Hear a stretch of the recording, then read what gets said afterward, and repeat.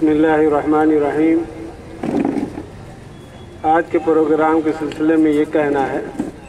کہ ہمارے مخصوص مہمان جو شہر سے آئے ہوئے ہیں،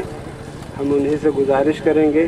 کہ اپنی قیمتی باتوں سے ہمارے محلے کے لوگوں کو نوازیں اور قیمتی نصیحتیں ہمارے نوجوانوں کو عطا فرمائیں۔ ہم گزارش کریں گے حضرت مولانا نور الدین احمد صاحب قاسمی سے کہ وہ اظہار خیال فرمائیں۔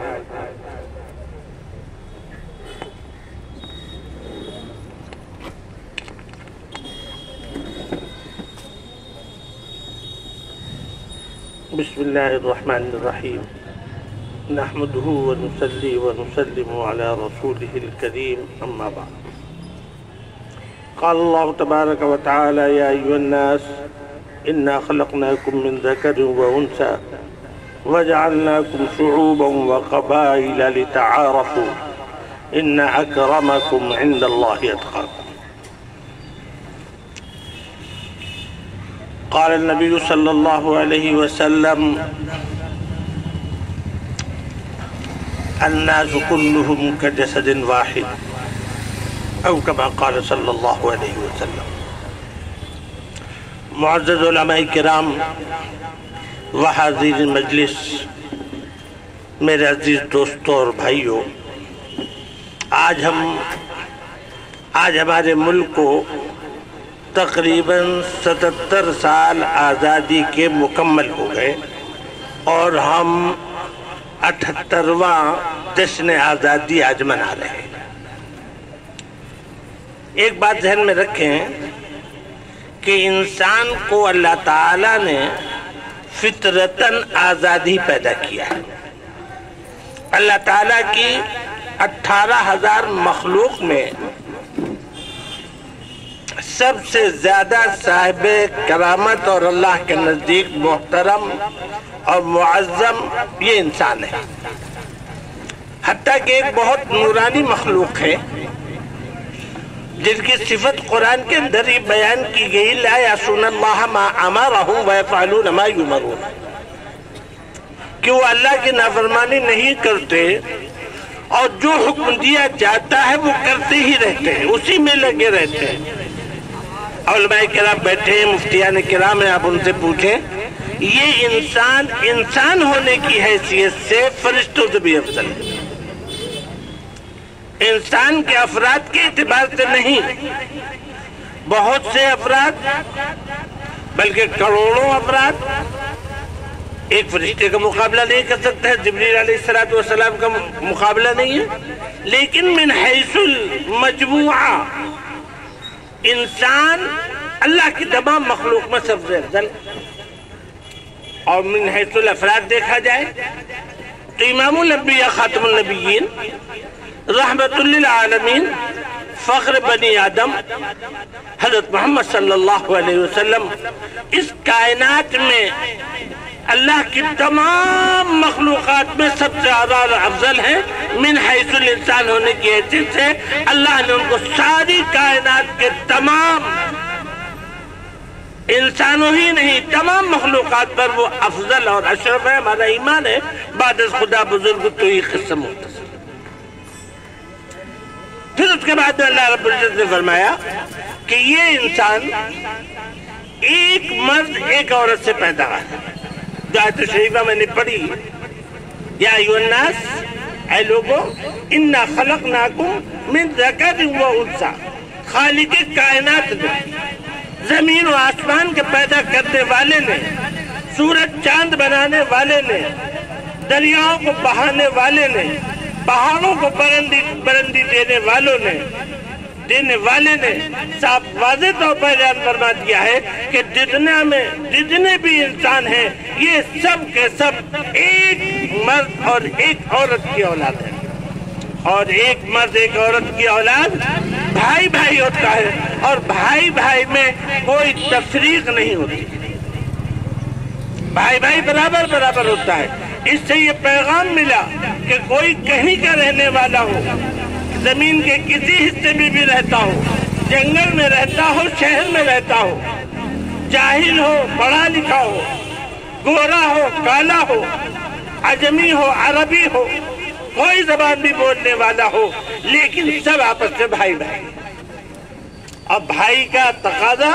جیسا کہ معلوم ہے کہ انسان کا مادہ ہی انس ہے، لہذا آپسی محبت کا ہے۔ یہی مساوات اسلام کا پیغام ہے، اور جب سب برابر ہیں تو کسی کو کسی کا غلام ہونے کا کیا معنی ہو سکتا ہے؟ لیکن اس انسان کے اندر اللہ تعالیٰ نے کچھ ایسی صلاحیتیں رکھی ہیں کہ انسان جذباتی ہوتا ہے۔ اس کو بھی قرآن میں اللہ تعالیٰ نے فرمایا ان الانسان خلق ہلوعا اذا مسہ الشر جزوعا واذا مسہ الخیر منوعا۔ یہ انسان عجیب کمزور فطرت کا ہے، جہاں ذرا سا کوئی تکلیف ہوتی ہے تو جزا فضا کرنے لگتا، مایوس ہونے لگتا ہے، اور جہاں ذرا سا کچھ خیر مل گیا، مال مل گیا، حکومت مل گئی تو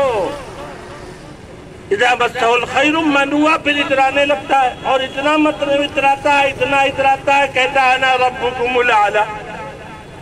میں ہی سب سے بڑا رب۔ یہ حقیقت اللہ تعالیٰ نے سارے انسانوں کو برابر بنایا ہے، کسی انسان کو دوسرے انسان پر کوئی حاکمانہ اور کوئی مملوکانہ حق حاصل نہیں ہے۔ ہندوستان کے اندر عجیب ہندوستان کی مٹی ہے، یہاں جو آتا ہے وہ محبت کا ایسا شکار ہوتا ہے، یہی رہ جاتا ہے۔ آرین آئے، مسلمان بھی آئے، لیکن جو بھی آیا اس محبت بچی سے اتنی محبت ہوئی کہ اس نے اس کو اپنا مسکن بنا لیا۔ لیکن آج سے 600 سال پہلے، 400 سال پہلے ایک انگریز جس کو واڈیگاما کہا جاتا ہے، مجھے صحیح انگلش تلفظ نہیں آتا، اگر غلط ہو تو معاف فرمائیے گا، وہ ہندوستان آیا، ایک حدیث قوم، اس نے دیکھا ہندوستان کی خوبصورتی کو، ہندوستان کی محبت کو، قدرت کے انمول عطیات کو جو ہندوستان کو حاصل ہے، مخزنیات کے لائن سے، خوبصورتی کے لائن سے، دریاؤں کے لائن سے، اس کی نیت بدل گئی اور اس نے ارادہ کیا کہ اب اس کو اپنا مملوک بنایا جائے۔ وہ پوری سازش 600 سال چلی، لیکن ہندوستان کے غیور بسنے والوں نے اس کو قبول نہیں کیا، اور حساس بندوں نے اسی وقت قبول جان لیا کہ یہ دھوکے باز ہے، یہ ہم کو غلام بنانا چاہتا ہے۔ بہرحال کچھ غیروں کی نوازشیں، کچھ اپنوں کی ہمدردیاں رہیں، کچھ آستین کے سانپ رہے جن کی بنا پر ہماری کوششیں ناکام ہوتی رہیں اور ان کا تسلط بڑھ گیا۔ آخر میں وہ وقت بھی آیا کہ ہمارے اکابر نے محسوس کیا کہ اگرچہ ملک ہمارا تھا، ہم سے چھینا گیا، اور ہمارا فرض تھا کہ ہم سارے ملک والوں کو آزاد کراتے، لیکن اب ایسا محسوس ہو رہا ہے کہ اکیلے ہمارے لیے لڑائی لڑنا کچھ مشکل پڑے گا، تو انہوں نے پورے ہندوستانیوں کو شامل کیا اور اس کے بعد میں ملک کی آزادی کی لڑائی لڑی۔ الحمدللہ اس میں کامیاب ہوئے سب، پورا ہندوستان انگریز کے خلاف کھڑا ہو گیا۔ پھر آزادی کے بعد میں ہمارے بزرگوں نے، چاہے وہ مجاہد ملت حضرت مولانا عبد الرحمن سہروردی رحمۃ اللہ تعالیٰ علیہ، چاہے حضرت شیخ الاسلام مولانا حسین مدنی رحمۃ اللہ تعالیٰ علیہ، اس طریقے سے امام الہند حضرت مولانا ابوالکلام آزاد ہوں، ان تمام لوگوں نے ڈاکٹر امبیڈکر کی سربراہی میں ملنے والی، بابا صاحب امبیڈکر کی سربراہی میں ملنے والی کمیٹی میں رہ کر اس طور پر ہندوستان کا دستور بنایا کہ یہاں پر کسی کو ذات کی بنیاد پر، کسی کو مذہب کی بنیاد پر، کسی کو علاقے کی بنیاد پر کوئی برتری حاصل نہ ہو، بلکہ کوئی بھی کسی بھی مذہب کا رہنے والا ہو، ماننے والا ہو، اس کو ایک ووٹ کا حق، کسی بھی علاقے کا رہنے والا ہو اس کو ایک ووٹ کا حق، کسی بھی بڑے سے بڑے منصب پر رہنے والا، صدر جمہوریہ ہو یا وزیر اعظم ہو یا رکشے پہ رکشہ چلانے والا اور جھلی ڈھونے والا کوئی شخص ہو، سب کو برابر کا ایک ووٹ دینے کا حق حاصل ہے، اور سب حکومت سازی کے اندر جو ہے برابر کے شریک ہیں۔ اس دستور کو الحمدللہ چلا، لیکن انسان کی فطرت ہوتی ہے، کچھ لوگ شیطان کے ایجنٹ ہوتے ہیں، کچھ رحمان کے پجاری، کچھ دنیا میں فساد ہی چاہتے ہیں، तो कुछ कोशिशें आज़ादी के बाद से ही कुछ लोग खड़े हुए, उन्होंने इंसानों में तफरीक पैदा करना शुरू किया। 70 साल तक मेहनतों के बाद जब उनको थोड़ी कामयाबी मिली, वो थोड़े से हैं, तो इस वक्त हमारी जिम्मेदारी बढ़ गई है। मुसलमान नौजवानों से मैं कहना चाहता हूँ,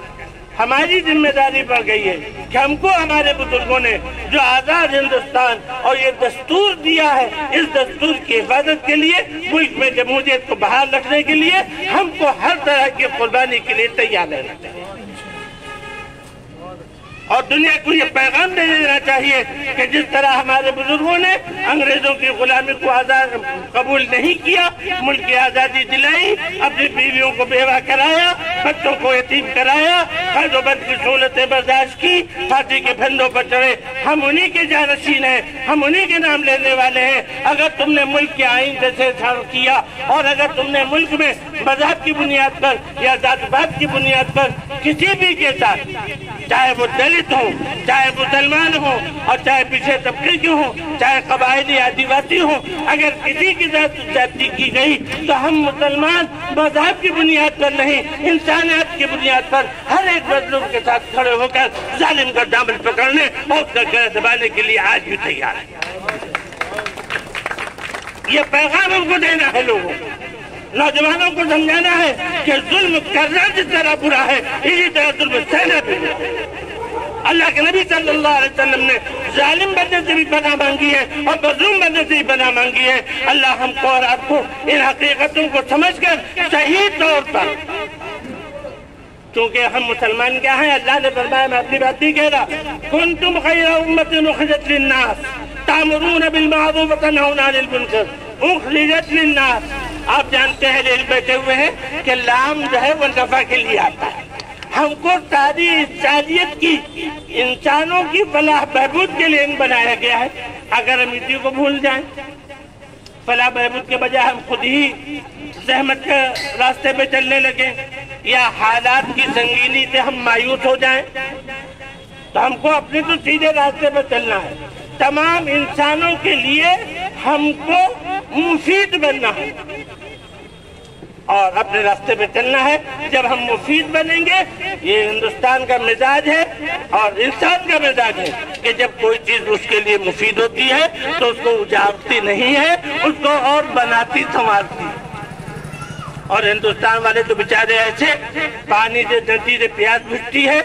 वो मुफीद है तो उसके आगे भी सर झुका देते। गाय से दूध हासिल होता, सेहत बनती,